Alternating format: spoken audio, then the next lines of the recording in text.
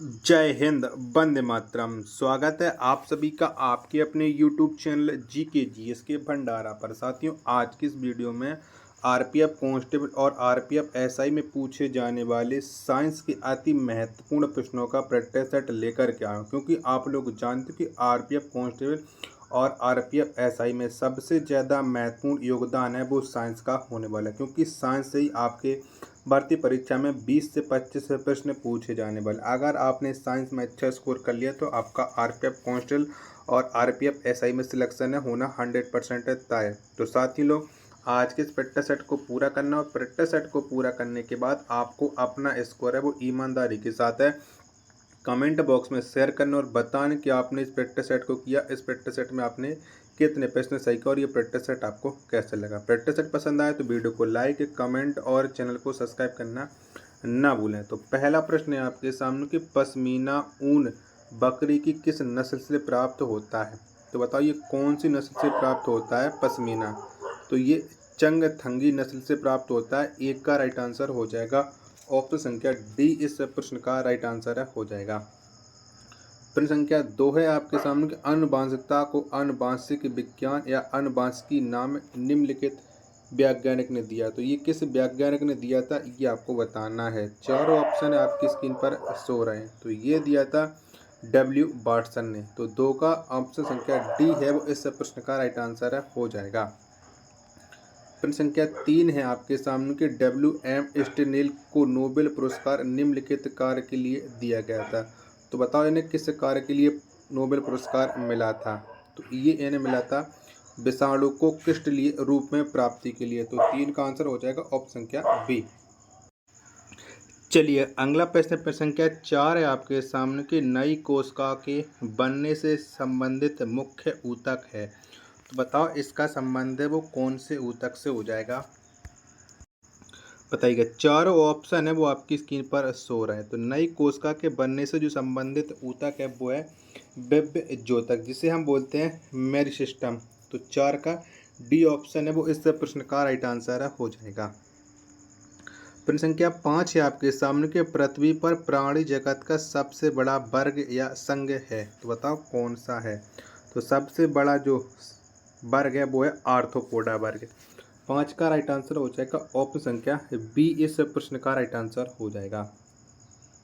छठवां प्रश्न है आपके सामने कि इनमें से कौन सी दवाएं कवक रोधी हैं। तो बताओ कौन सी दवाएं हैं। तो जो कवक रोधी दवाएं हैं वो हैं एम्फोटेसिनिया, प्राइमेसिनिया और ग्लिसोक्रिलिन, यानी उपयुक्त सभी ये दवाएं वो कवक रोधी हैं। 6 का आंसर हो जाएगा ऑप्शन संख्या डी।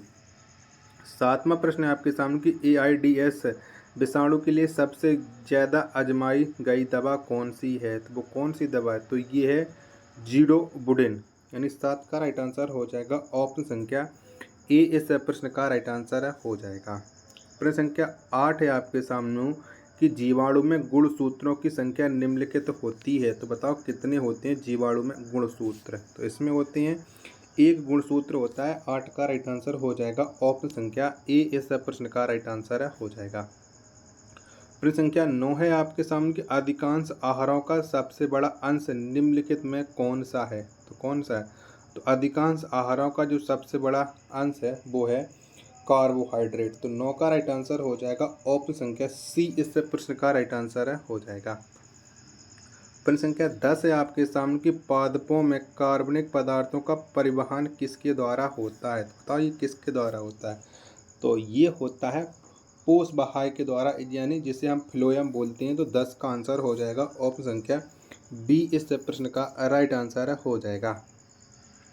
प्रश्न संख्या 11 है आपके सामने कि कृत्रिम गुर्दा किस सिद्धांत पर कार्य करता है। तो 2 ऑप्शन है आप लोग पहले देख चुके थे, 2 ऑप्शन है ये रहे। तो कृत्रिम जो गुर्दा है वो अपवहन के सिद्धांत पर कार्य करते हैं, जिसे हम डायलिसिस बोलते हैं। तो सी ऑप्शन है वो 11 का राइट आंसर हो जाएगा। वीडियो पसंद आ रही तो प्लीज़ आप लोग वीडियो को एक लाइक जरूर कर देना। प्रश्न संख्या 12 है आपके सामने कि बच्चे का लिंग निर्धारित होता है। बताओ किसके द्वारा बच्चे का लिंग निर्धारित होता है। अन्नाड़ु के निषेचन के समय बच्चे का लिंग निर्धारण हो जाता है। 12 का आंसर है ऑप्शन संख्या बी इस प्रश्न का राइट आंसर हो जाएगा। प्रश्न संख्या 13 है आपके सामने कि अंडाशय से गर्भाशय तक अंडे का संचलन किसके द्वारा होता है। तो बताओ किसके द्वारा होता है। तो ये जो संचलन है वो डिम्ब वाहिनी नली के द्वारा होता है, जिसे हम फ्लोपियन ट्यूब बोलते हैं। तो 13 का आंसर ऑप्शन संख्या सी है, वो इस प्रश्न का राइट आंसर हो जाएगा। प्रश्न संख्या 14 आपके सामने कि इनमें से किस पादप का पुष्प सबसे बड़ा है। तो बताओ कौन से पादप का पुष्प है यानी फूल है सबसे बड़ा होता है। तो ये होता है रेफेलिसिया का। 14 का आंसर ऑप्शन संख्या बी इस प्रश्न का राइट आंसर हो जाएगा। प्रश्न संख्या 15 आपके सामने कि पौधों में असली फल किससे बनता है। बताओ किससे बनता है। तो पौधों में जो असली फल ये बनता है अंडाशय से, यानी 15 का आंसर ऑप्शन संख्या सी इस प्रश्न का राइट आंसर हो जाएगा। प्रश्न संख्या 16 है आपके सामने कि किसी वृक्ष की आयु कैसे पता चलती है। तो बताओ किसके द्वारा पता चलता है। चारों ऑप्शन है वो आपकी स्क्रीन पर है। तो उसके तने की काट में वार्षिक वृद्धि चक्रों को गिन करके वृक्ष की आयु का पता लगा सकते हैं। 16 का आंसर ऑप्शन संख्या डी इस प्रश्न का राइट आंसर हो जाएगा। 17वां प्रश्न है आपके सामने कि इनमें से कौन सा पादप हार्मोन फल पकने की क्रिया को नियंत्रित करता है। तो कौन करता है। तो एथिलीन करता है नियंत्रित। 17 का आंसर ऑप्शन संख्या बी इस प्रश्न का राइट आंसर हो जाएगा। प्रश्न संख्या 18 है आपके सामने कि एक सामान्य मानव देह कोशिका में गुणसूत्र संख्या होती है। तो कितने गुणसूत्र होते हैं। तो इसमें होते हैं 46 गुणसूत्र। 18 का आंसर ऑप्शन संख्या डी इस प्रश्न संख्या 19 है आपके सामने कि हीमोफीलिया का जो रोग है मानव में किस कारण से होता है। तो बताइए किसके वजह से होता है। तो ये रोग होता है उत्परिवर्तित जीन से, यानी 19 का राइट आंसर हो जाएगा। ऑप्शन संख्या सी इस प्रश्न का राइट आंसर हो जाएगा। प्रश्न संख्या 20 है आपके सामने कि टाइफाइड के लिए दवाई है। तो बताओ कौन सी दवाई है टाइफाइड के लिए। तो ये है क्लोरोमाइटिसिन। 20 का आंसर ऑप्शन संख्या सी इस प्रश्न का राइट आंसर हो जाएगा। प्रश्न संख्या 21 है आपके सामने कि शराब के अत्यधिक उपयोग से क्षति होती है। तो किसको नुकसान होता है ज़्यादा शराब पीने से। तो यकृत को नुकसान होता है। 21 का राइट आंसर है वो ऑप्शन संख्या ए है, इस प्रश्न का राइट आंसर हो जाएगा।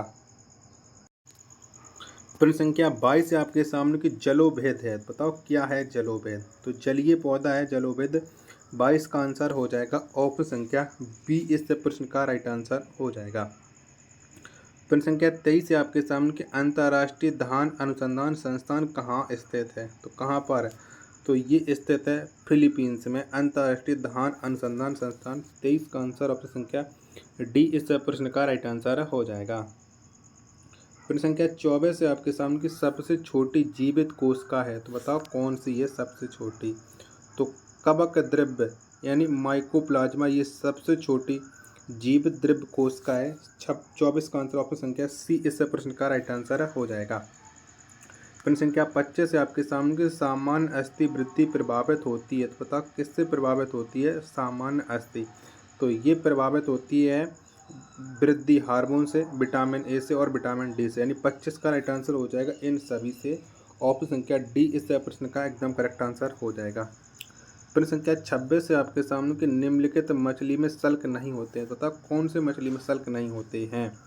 तो कैट फिश में सल्क नहीं होते हैं। 26 का आंसर ऑप्शन संख्या सी इस प्रश्न का राइट आंसर है हो जाएगा। 27वां प्रश्न है आपके सामने कि सबसे बड़ा जीवित पक्षी है। तो बताओ कौन सा है। तो सबसे बड़ा जो जीवित पक्षी है वो है शुतुरमुर्ग। 27 का आंसर ऑप्शन संख्या डी इस प्रश्न का राइट आंसर है हो जाएगा। प्रश्न संख्या 28 है आपके सामने कि चाय की लाल किट बीमारी निम्नलिखित से होती है। तो बताओ किससे होती है। तो ये चाय की लाल किट यानी रस्ट जो बीमारी होती है वो होती है हरे शैवाल से। 28 का राइट आंसर है ऑप्शन संख्या सी इस प्रश्न का राइट आंसर है हो जाएगा। साथियों अगर आपको ये वीडियो पसंद आ रही हो तो वीडियो को आप लोग लाइक जरूर कर देना। प्रश्न संख्या 29 है कि लिटमस निम्न से मिलता है। तो बताओ किससे मिलता है लिटमस। तो ये मिलता है लाइकेन से। 29 का आंसर है ऑप्शन संख्या डी इस प्रश्न का राइट आंसर है हो जाएगा। प्रश्न संख्या 30 है आपके सामने के प्रतिजैविक एम्प्लिसिन। बताओ ये क्या है। तो यह एक है अर्ध संश्लेषित दवा है। 30 का आंसर ऑप्शन संख्या डी इस प्रश्न का राइट आंसर हो जाएगा। 31वां प्रश्न है आपके सामने कि मलेरिया की उपचारक दवा का स्रोत निम्नलिखित है। तो बताओ कौन सा है। तो मलेरिया की जो उपचारक दवा का स्रोत है वो है सिनकोना वृक्ष। 31 का आंसर ऑप्शन संख्या बी इस प्रश्न का राइट आंसर हो जाएगा। प्रश्न संख्या 32 से आपके सामने कि सिलिकोसिस रोग है, तो बताइए किसका रोग है सिलिकोसिस। तो यह जो रोग है वो फेफड़ों का है। 32 का आंसर ऑप्शन संख्या सी इस प्रश्न का राइट आंसर हो जाएगा। 33वां प्रश्न आपके सामने कि दवा बनाने के काम आता है, तो बताओ कौन सा अम्ल का प्रयोग है वो दवा बनाने में होता है। तो बेंजिक अम्ल का होता है। 33 का आंसर ऑप्शन संख्या ए इस प्रश्न का राइट आंसर हो जाएगा। प्रश्न संख्या 34 से आपके सामने कि मुर्गी के अंडे में कार्बोहाइड्रेट की मात्रा है, तो अब कितनी है। तो मुर्गी के अंडे में कार्बोहाइड्रेट की जो मात्रा होती है वो होती है बिल्कुल शून्य। 34 का आंसर ऑप्शन संख्या ए इस प्रश्न का राइट आंसर हो जाएगा। साथियों, अगर आपको ये प्रैक्टिस सेट पसंद आया हो तो वीडियो को आप लोग लाइक कर देना। चैनल को आपने अभी तक सब्सक्राइब नहीं किया होगा तो चैनल को आप लोग जरूर सब्सक्राइब कर लेना। मिलते हैं अपन नेक्स्ट वीडियो में, तब तक के लिए धन्यवाद। जय हिंद, वंदे मातरम।